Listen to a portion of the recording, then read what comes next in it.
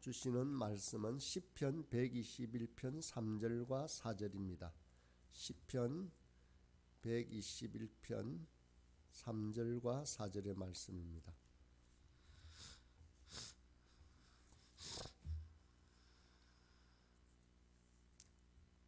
제가 봉독하겠습니다. 여호와께서 너를 실족하지 아니하게 하시며 너를 지키시는 이가 졸지 아니하시리로다. 이스라엘을 지키시는 이는 졸지도 아니하시고 주무시지도 아니하시리로다. 한 절의 말씀이 되어 있는데 그냥 제가 읽겠습니다. 창세기 28장 16절 말씀에 야곱이 잠이 깨어 이르되 여호와께서 과연 여기 계시거늘 내가 알지 못하였도다. 제가 얼마 전에 집에 가면서 엘리베이터를 탔는데 거기에 젊은 부부가 유모차에 아이를 태우고 잠자는 아이를 바라보면서 웃고 있었습니다. 새근거리며 잠을 자고 있는 자녀를 엄마는 너무도 사랑스럽게 바라보고 있었습니다. 저도 우리 아이들이 어릴 때 그렇게 사랑 가득한 눈빛으로 쳐다보았던 기억이 있습니다. 그것을 쳐다보면서 짧은 시간이었지만 내가 침대에서 누워 자는 동안에 하나님도 이렇게 나를 지켜보실 거야 하는 생각을 했더랬습니다. 그러면서 오늘 본문 시편 기자의 말씀이 기억이 났습니다. 여호와께서 너를 실족하지 아니하게 하시며 너를 지키시는 이가 졸지 아니하시리로다. 이스라엘을 지키시는 이는 졸지도 아니하시고 주무시지도 아니하시리로다. 그때 순간 하나님께서 저에게 이런 말씀을 하신다는 생각이 들었습니다. 내가 너를 사랑한다. 네가 자고 있는 동안에도 나는 항상 너를 지켜보고 있다. 내 마음에는 너를 향한 사랑으로 가득 차 있단다 라고 말입니다. 저는 하나님께서 저에게 친히 이렇게 말씀하신다고 느꼈습니다. 이것은 하나님에 대한 저의 생각이 아니라 하나님으로부터 온 생각이었습니다.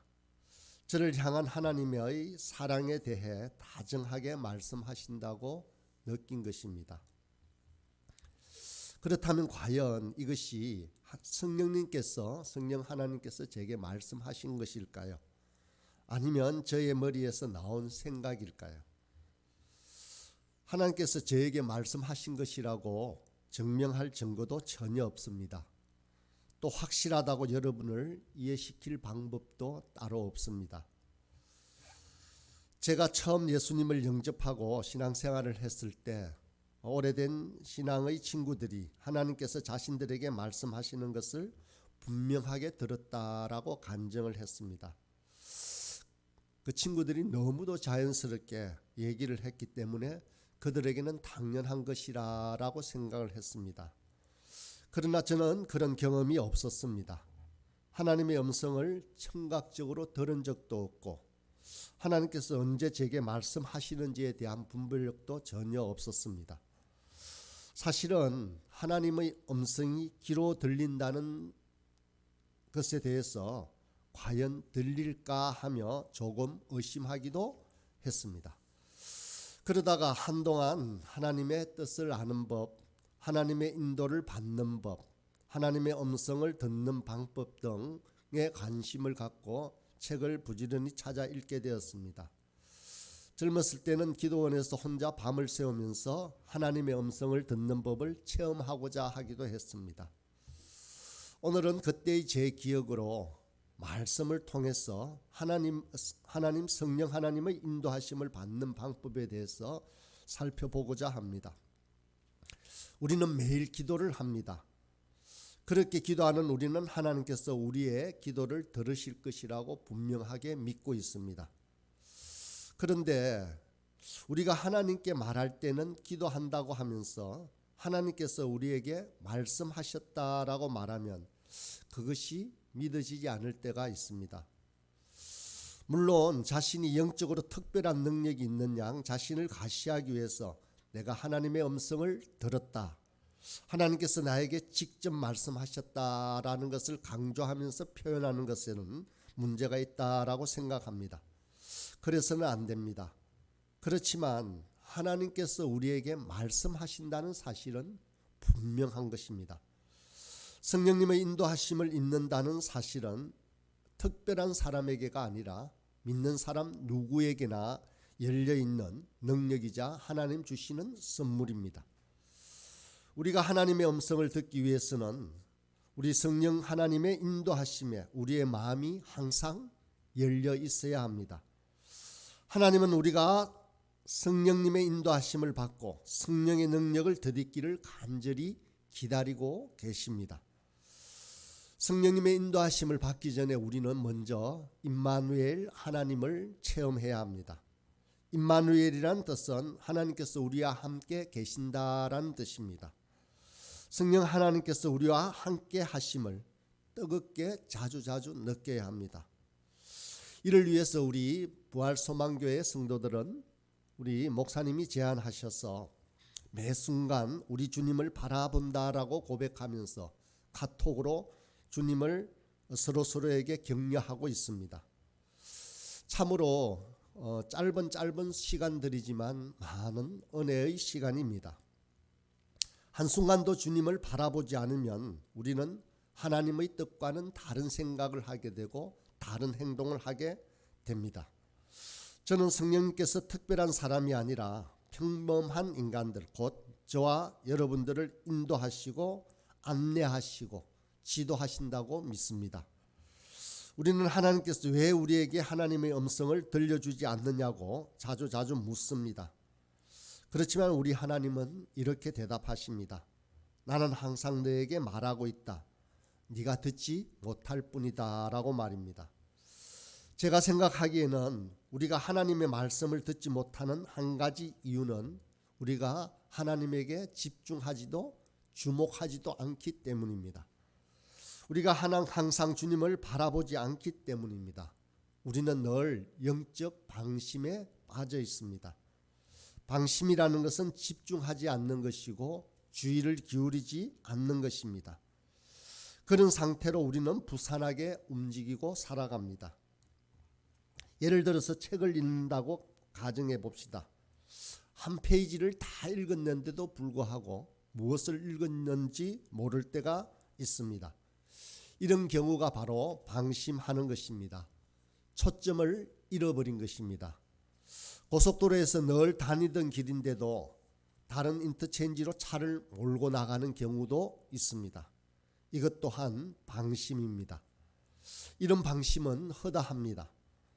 그런데 영적 방심의 경우 또한 자주 있습니다.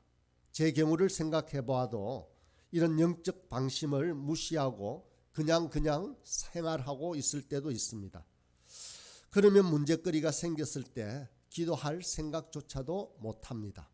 염려하고 걱정하고 분주하게 진땀을 흘릴지라도 기도는 하지 않습니다. 이런 경우 대부분 내 속에는 죄의 문제가 자리 잡고 있기 때문입니다. 그 죄를 해결할 준비가 되어 있지도 않은 때입니다. 예배 자리에서조차 단순히 신용만 하고 앉아서 성령님의 임재에 민감하지 않고 귀 기울이지 않는 경우도 있습니다.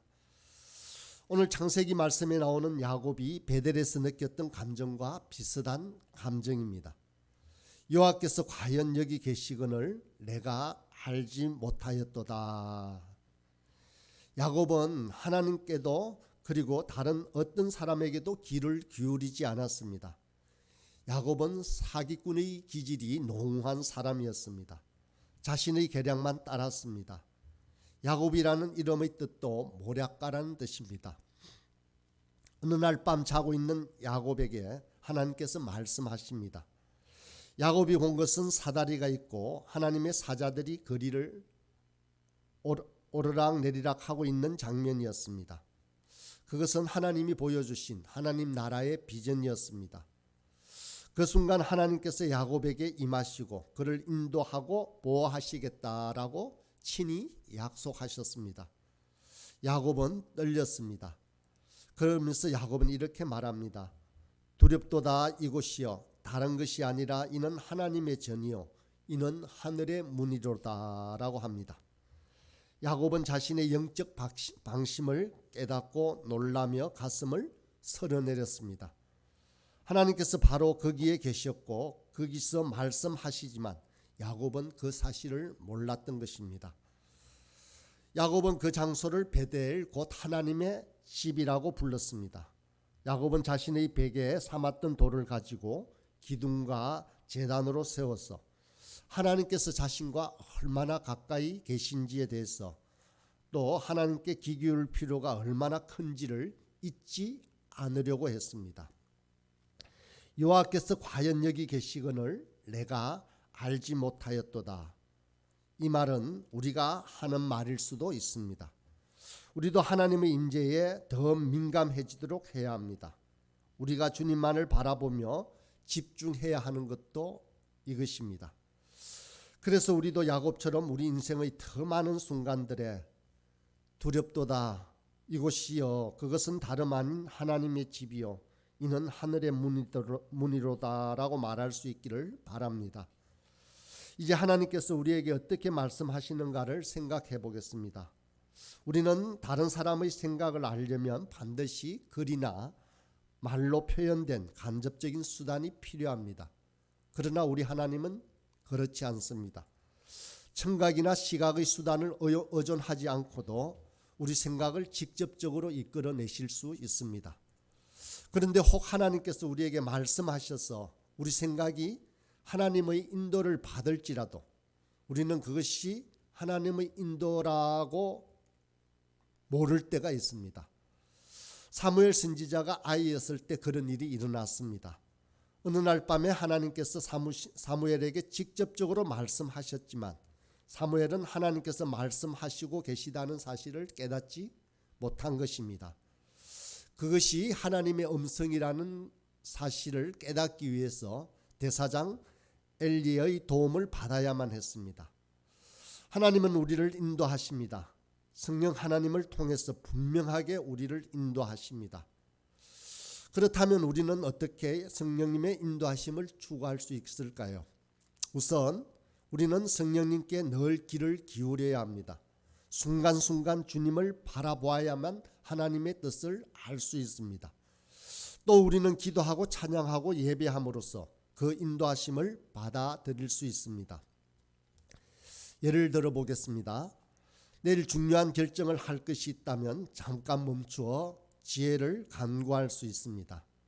예상치 못한 일이 생겼다면 잠깐 동안 하나님께 이렇게 물어볼 수도 있습니다. 하나님, 제게 말씀하실 일이 있습니까? 그리고서 잠시 귀 기울인 다음 성령님의 깨우치심이 없다면 가장 지혜로운 일을 하면 됩니다. 내일 어떤 사람을 만나야 한다면 성령님께 제가 이 사람을 어떻게 대해야 합니까? 저를 통해 말씀하시기를 원하십니까? 라고 물어볼 수도 있습니다. 우리는 정말 그렇게 할 수 있습니다. 이런 하나님의 음성에 귀를 기울이는 것은 우리 믿음의 선배들이 오랫동안 해왔던 일입니다. 성령님의 인도하심을 받기 위해서 또 우리는 끊임없이 하나님의 음성에 응답을 해야 합니다. 하나님의 뜻에 응답하기로 결심한 사람들에게만 인도해 주시는 것은 당연합니다. 우리의 응답의 시작은 우리가 하나님의 분명한 말씀에 순종하는 것으로부터 비롯됩니다. 때로 우리는 하나님의 음성을 소멸하거나 억누르기도 합니다. 그러면 우리가 하나님의 음성을 들을 가능성이 점점점 줄어듭니다.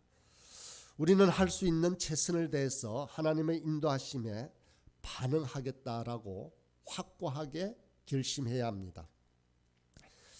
예를 들어서 서먹서먹한 동료나 다른 교인들에게 카톡을 보내거나 전화를 해야 하는 강한 마음이 든다면 즉시 실천해야 합니다. 믿음의 거장들은 하나님께서 인도하시는 음성을 듣는 것으로 자신의 인생을 그렇게 수놓기를 원했습니다. 성령님의 음성을 듣는 또 다른 방법이 있습니다. 그것은 다른 사람의 말을 통해서도 우리에게 주어진다는 것입니다.